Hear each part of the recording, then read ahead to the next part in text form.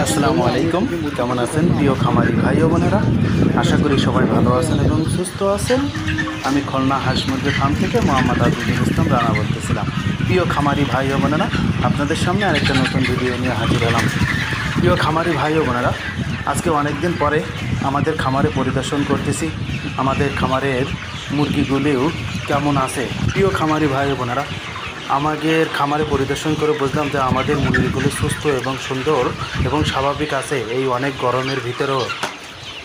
খামারি ভাই ও বোনেরা, আপনারা যদি আমাদের মতন এরকম খামার তৈরি করতে পারেন তাহলে আপনাদের খামারে মুরগি সুস্থ সুন্দর এবং স্বাভাবিক থাকবেন। দেখেন প্রিয় খামারি ভাই ও বোনেরা, আমরা কিভাবে খামারটা তৈরি করছি।